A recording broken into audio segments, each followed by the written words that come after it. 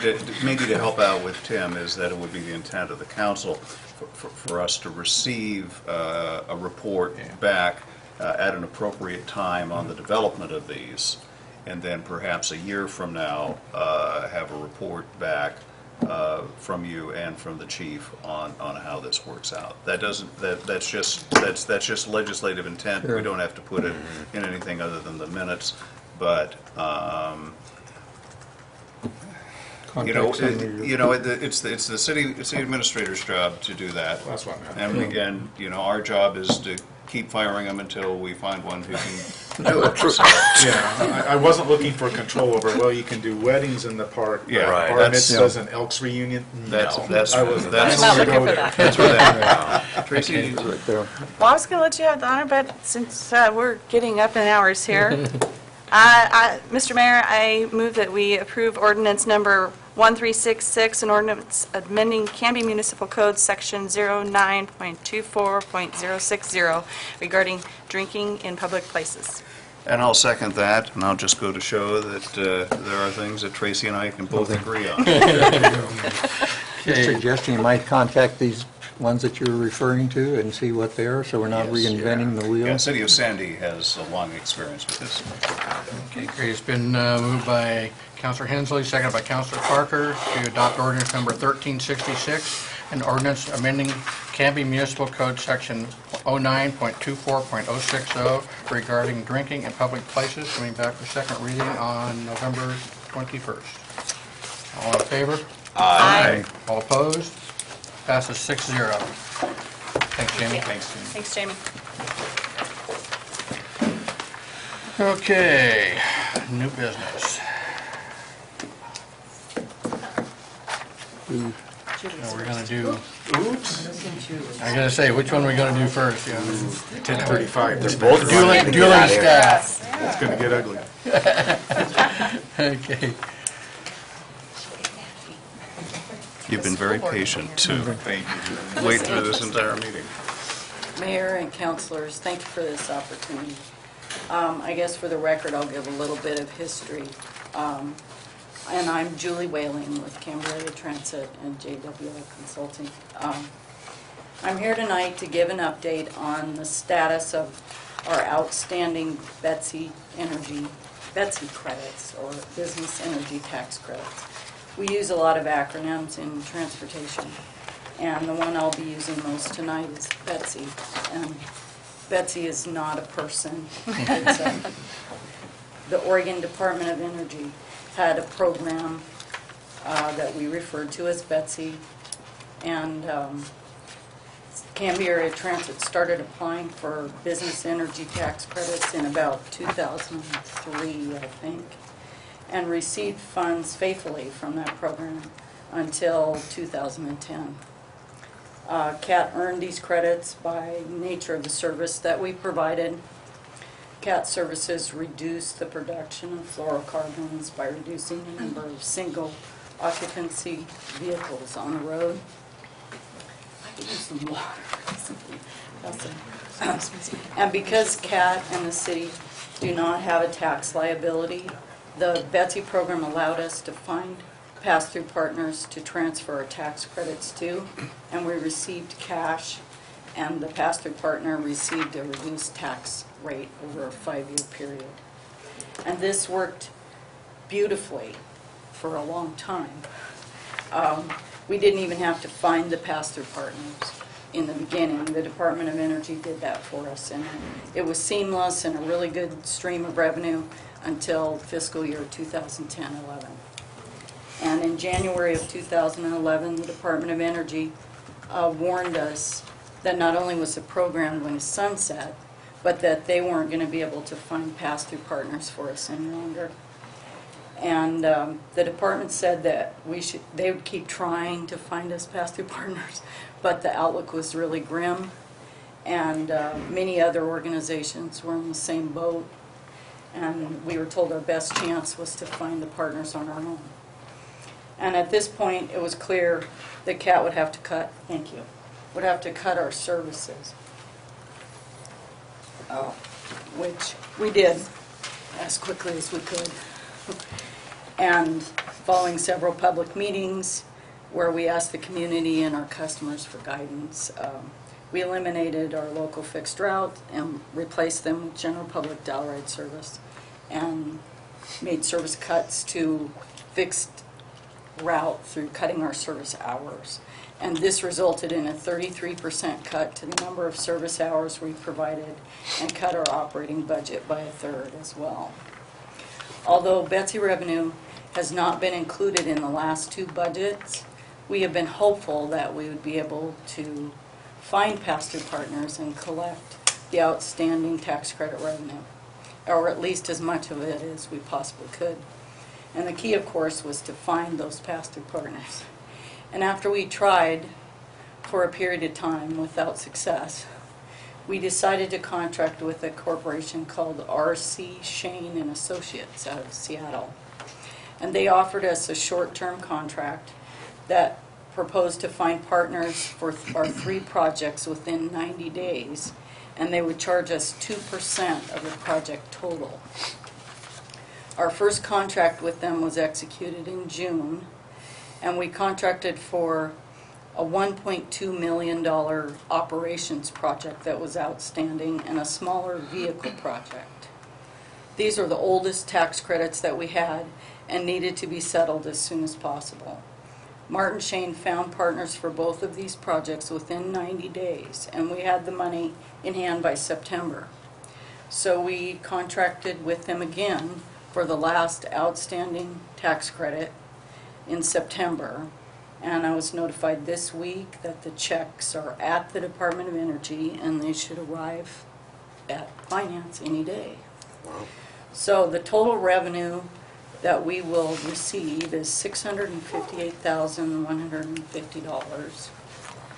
And we will pay R.C. Shane and Associates a total of $51,142, which will net us a gain of $607,008.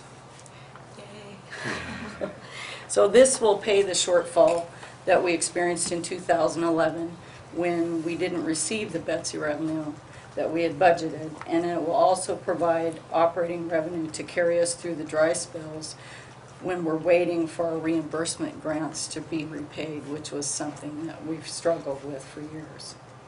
And at the end of last fiscal year, as you know, the sewer fund made a $500,000 loan to the transit fund with an agreement that transit would pay this back over 5 years.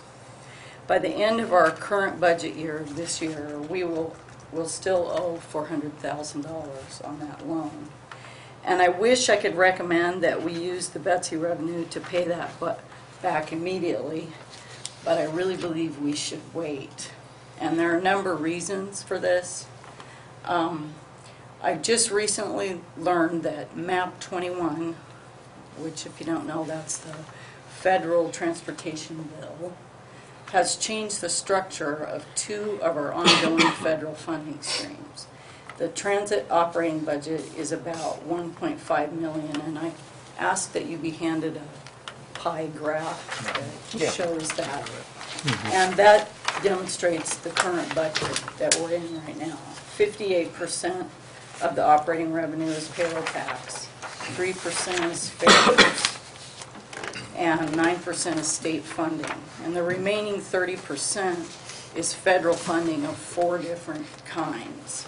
And they have numbers on them and names. You can see there's a rural one which is called 5311, our job access reverse commute, which is 5316, preventive maintenance, which is 5310, and 5317 is New Freedom. And the bottom line is these programs are going to go from 4 programs to 2, which on the surface sounds like a really good idea because it'll be less applications. But we don't really know what the impact of that's going to be and how much money we're going to end up with. The only one right now that's currently allocated to us by formula is 5311. That's the one that we get 17% of our budget from. The other 3 are based on the beauty of our wonderful applications that we submit, and we get far more than our population share. So if they should become strictly population-based, we might see a huge drop in that funding. I'm hoping not, but I really don't know. And the decisions are going to be made in the spring. You know, the final will go to the Oregon Transportation Commission, and the final decisions are usually happen in May. But we should know about the 5310 and the 5317, probably by January. I'll know whether or not we're going to get the same amount that we got before. The other two, it'll probably be more like April before I know what the outcome is. There's also some other unknowns. One is that we need to negotiate a new contract rate with MV, and I'm suspecting that's going to be higher than what we're paying right now. And state funds are expected to be down slightly. Also, we really don't know what the impact of our new fare that we started charging on the 1st, how that's going to impact our ridership. On the positive side, the payroll tax revenue is up this year from last year, and with one whole month of fare collection under our belt, it looks like we're going to collect more fares than we expected. We budgeted $41,000, and we collected $8,000 in the first month. So we should meet that amount, and I would expect us to exceed it unless ridership should take a huge dip all of a sudden. Anyway, I think we need to give ourselves some time to evaluate the effects of the federal funding changes and the implementation of the fare before we talk about paying off the entire loan. But overall, I'm really pleased. The transit budget is in a much more solid place than it was in even 6 months ago, and the fare implementation has gone really well. We've had very few complaints. Actually, a lot of people saying they think it's about time, and we're collecting more fares than we expected to. There are other transit providers out there that are still waiting for pass-through partners, so we're really fortunate to have collected all of our outstanding Betsy revenue, and I think we have a lot to be thankful for. So that's about all I have. Good job. Questions? Well, I've been in government for a couple decades, and I've never seen a manager who faces adversity with such joy as you. I am never going to forget you when your budget had to be hacked to pieces, and you just kept a positive attitude, and you still have. And so, way to go! Keep it up. You deserve to have some good news. Oh, thanks. I guess at this time, we're not planning on any changes to schedules or anything. We're going to stay with the current schedules, at We're least for going to this budget tweak year. the fixed route schedule and change the name of it when we put up the signs. We're supposed to do that this year before the end of the fiscal year. It's in the budget to put the signs up. So we will change the name, and when we do that, we want to make them in even increments, because when we did the service cuts, it was kind of like, you know, emergency surgery. It's that off. So it really isn't even increments, and we'd like it to be a little more user-friendly, so we're going to try to fix that. But it isn't really adding any service to it or any time at this point. We would like, as soon as we can, to put back some local fixed route service. Well, if the economy keeps picking up and the employers keep doing some more hiring, you get a couple new companies in like Dragonberry, hopefully that will bring in a little more revenue for that. Yeah, we're looking at giving our 2 millionth ride sometime in late December, early January. So we're going to have a celebration. We're going to try to find the 2 millionth rider and embarrass them or something. 2 millionth rider gets to ride for We'll be free. waiting. Yes, give them an annual pass for free. So we'll have low-key, but a celebration of some sort over that. Because we have been around for 10 years, and we never really celebrated a 10 years. But we're going to try to celebrate the 2 millionth rider. Because in September, it was 10 years from when CAT came into existence. Mr. Mayor? I also want to echo Councilor Parker's praise. I mean, in the face of adversity, you keep on smiling, and that's 2/3 of the battle. And also to just publicly praise Julie for her innovation in monetizing these Absolutely. credits. Yeah. Our city administrator, Greg Ellis, explained this to me, what you were doing, and I was like, wow, this is really good. And also to say I opposed, as maybe nobody but Julie and myself remember, I opposed the loan of enterprise funds to operational uses for the transit. And I just want to say I appreciate that paying that back has been forefront in your mind. I really appreciate that fiscal stewardship. And to say I concur with her judgment. You evaluate where things are going before you pay down loans more aggressively. Good move. Thank you. Thank you, Julie. It's way past my bed. Most of TV land too, Us too. The TV is clicking off. like an hour and a half ago. TV's still on. They Brian, just you're checked up out. Yeah, they just passed it. So this item on your agenda, I called a briefing, and so it's informational only, and not being sure that you were all totally aware of the relevance of Metro's 2035 regional forecast, since we are outside of Metro's actual urban growth boundary. You might wonder, why am I bringing you this? And the reason is that this is one of the first times, they do this every 5 years, that they've reached outside of their urban growth boundary to do their forecasting.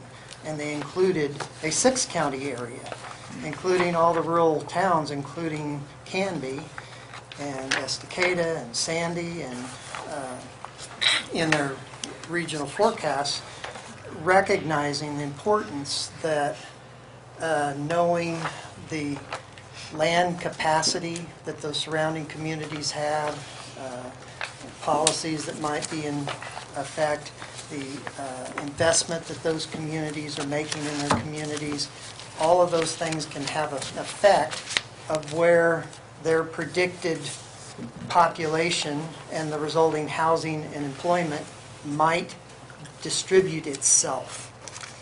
And they're bound by land use law, and they have these fancy computer models and everything else that they're spitting all this data. Well, they collected data from these rural communities, including Canby, to spit into their computer models that included the area outside of their boundary, because people aren't bound by those arbitrary metro boundaries when they decide where they're going to work and live and choose to be.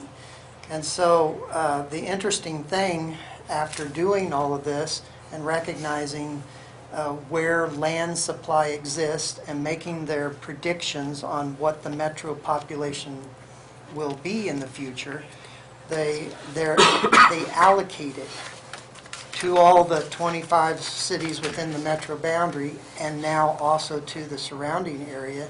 And if I've supplied you the information that's in draft form, although the Metro's forecast is scheduled for adoption by the Metro Council on November 29th. And so at this point, after working for over 2 years on this with tons of computer modeling and tons of meetings and reviews by umpteen number of committees in Metro, I'm quite sure that it's pretty well set.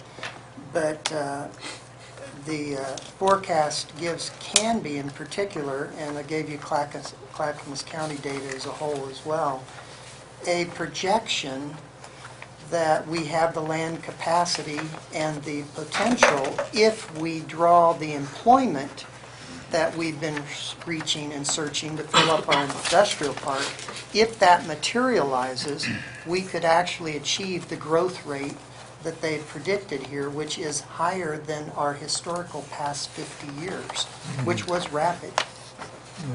And so that's significant to know that that possibility exists because of the land capacity that we have. Although you also need to realize that we are surrounded now with rural reserves in most areas, and so our current urban growth boundary and its limits indicate that we'll probably be built out 2030 or 2035, especially if we grow as rapidly as they're projecting that we might. Brian, I think also these figures help us meet our 5 and 20-year updates on our plan, right? I believe I Yes. read that these numbers now, instead of us having to go out and do all the Right. number crunching and go That's out and right. hire a company to do it, we can take these numbers, and the state are going to allow us to use these numbers to... That's right. And those numbers are important for us from that standpoint. The other piece of information I didn't really tie together is that even though we're not part of Metro, we are part of Clackamas County, who is required by law to do 20-year projections and coordinate it with all the communities within their county. And so they have done for the first time just a rural population projection, which you now have a draft report. It's not finalized yet. It could still change.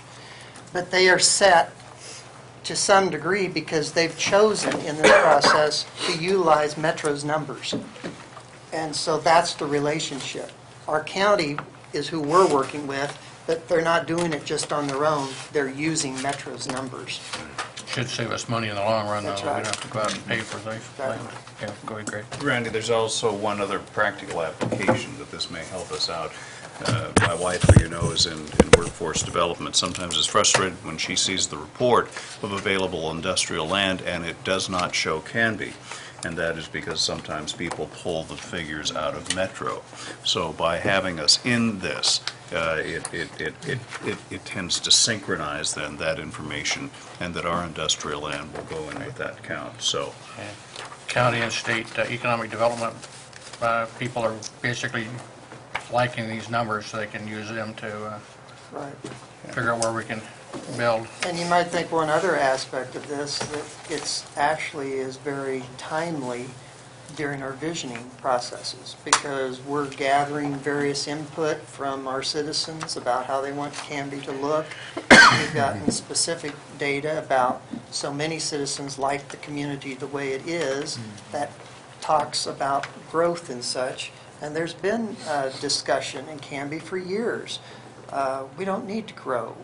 We shouldn't grow, but you really can't put a fence. By state law, there's been court challenges that indicate you can't put a fence around your community. And we are actively seeking employment opportunities here. Brian, how does this figure compare with Portland State projection in population? Well, Are they- you know, Portland State is going to undoubtedly utilize some of this information as well. I don't really know those ins and I outs know about how sometimes they we've got two different do- figures and it's hard to know which one to use. Right, and so I'm not really sure how they Okay. do that rationale between them. 'Cause I know that, I think in the past has been, they were always a little bit lower and we always challenged them on it. I think the main thing is that the projection is that we could have the ability to grow faster than any previous rate at which we were growing. As a point of comparison, Mr. Mayor, I checked with Canby Utility, and they get their forecast through a different agency. And although less aggressive, it was statistically about the same. Right. Okay. So that was a good point to see. Okay. Any other questions for Brian? Thank you. Thank you, Brian. Thanks, Brian. thanks, Brian. Thanks for hanging in there. Any administrator business and staff reports, anything from, we actually go to last citizen input. Is there anybody that would like to come up and make any comments? Okay, we go to action review. You have adopted ordinance 1364, you've approved ordinance 1365 and 1366 to come up for second reading on November 21st, 2012. Thank you, and no executive session? Nope. Took us 3.5 Move we hours to adjourn. get those things. I'll second that. And moved by Counselor Daniels, seconded by Counselor Hensley to adjourn. All in favor? Aye. Good night, Canby. We'll see you. Thanks, Joe. Signal to noise ratio. We need it.